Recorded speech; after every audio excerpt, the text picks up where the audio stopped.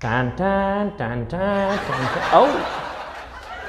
Oh my God! This is the same exercise what we did yesterday. Am I right, guys? Is it the same exercise what we did yesterday? Whoa, nice. So now this is your task, everybody. You have to complete all the 10 and tell me what are the answers.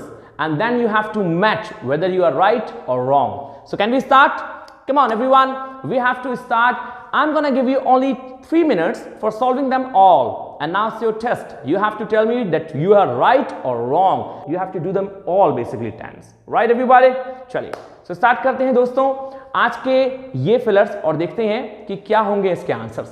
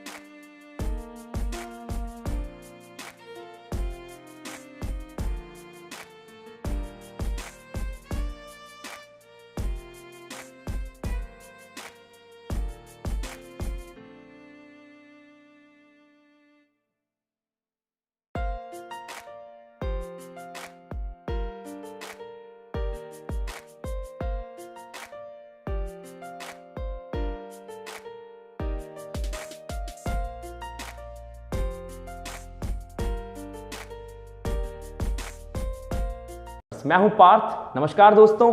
Start करते हैं fillers. जी हाँ, जैसा कि मैंने आपको time दिया और मैं आशा करता हूं कि आप सब कंप्लीट कर चुके होंगे जितने भी 10 फिलर्स हैं. दोस्तों सेम बेस है, बहुत बेसिक कर रहे हैं, बहुत बेसिक. दोस्तों बेसिक इसलिए कर रहे हैं क्योंकि आपका जो बेसिक है ना यदि वो मजबूत है then easily you can climb the mountain. You can easily climb the Mount Everest. It means you can easily understand the typical English. Right everybody? हमें हमेशा नहीं करना, लेकिन आपके बेसिक के लिए हमें जरूरी है करना. यहाँ इस क्लास में सभी लोग स्टूडेंट्स हैं, जितने भी स्टूडेंट्स हैं, चाहे वो बेसिक के हों, चाहे वो एडवांस के हों, चाहे मीडियम लेवल के हों. So guys for them everyone this is very important. आइए स्टार्ट करते हैं देखना कि इसके आंसर्स क्या हैं. रेडी? चलिए.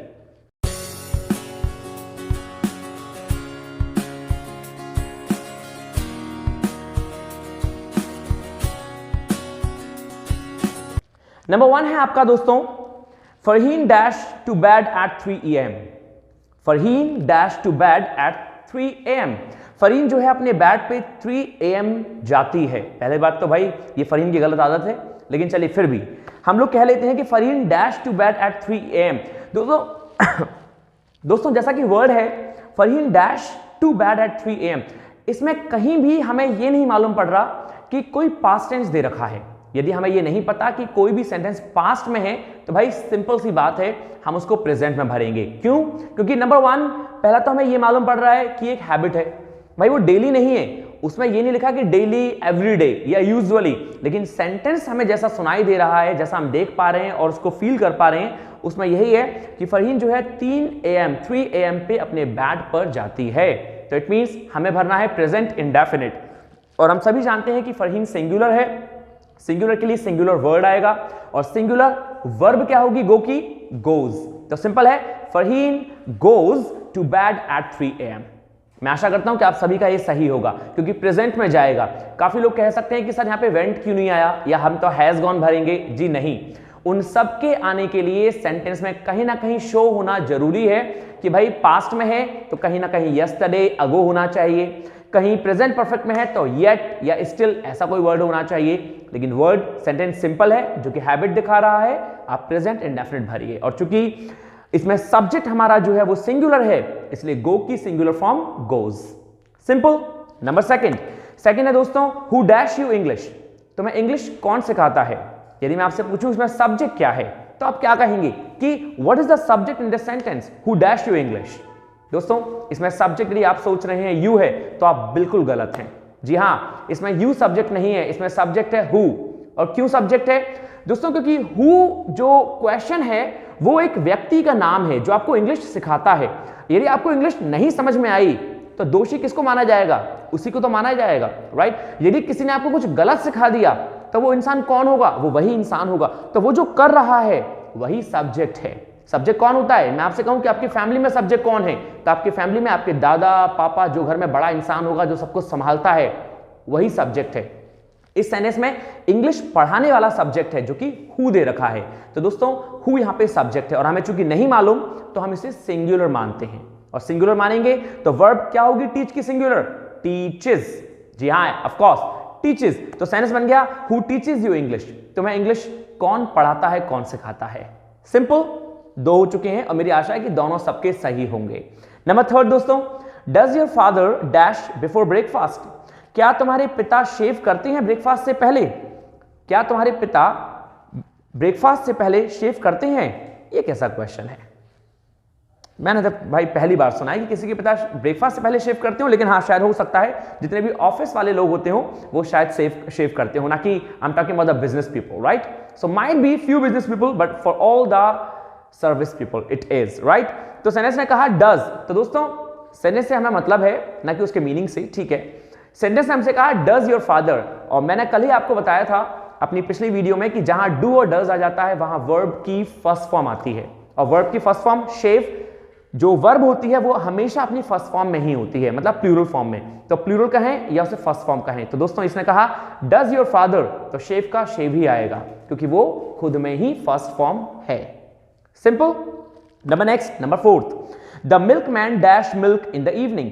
जो मिल्कमैन है वो दूध लाता है शाम को। तो मिल्कमैन क्या है? सिंगुलर या प्लूरल? बहुत सारे दूध वाले होते तो MEN होता, यहां पे AN है मतलब एक है, मतलब हमारा सब्जेक्ट सिंगुलर है। और हमारा सब्जेक्ट सिंगुलर है तो वर्ब सिंगुलर, मतलब S या ES। तो सेंटेंस हो जाएगा the milkman brings milk in the evening. जो दूध वाला है वो शाम को दूध लाता है, मींस ब्रिंग्स। एक बात ध्यान रखें, हमें से अधिकतर लोगों की हैबिट नहीं होती S लगाने की, और इसीलिए हम इंग्लिश भी ऐसे ही बोल जाते हैं, bring. But guys you have to give stress, you have to stress on the words. If you will have more clarity in your speaking, and if you want, then please try to stress the words basically. And if you start trying to stress the words, then your English would have the much and more clarity. Right everybody? चलिए, तो जैसा कि इसमें आया brings, क्यों आया? इसमें brings इसीलिए आया क्योंकि सब्जेक्ट हमारा सिंगुलर है, the milkman. Number 5, she dash to temple daily. ये तो बहुत सिंपल है, आप लोगों ने सबने सही किया होगा। यहाँ पे वर्ड आ गया डेली, और जहां डेली आ गया इसका मीन ये हो गया कि वो सब्जेक्ट जो है हमारा, हमें उसे बाद में देखना है।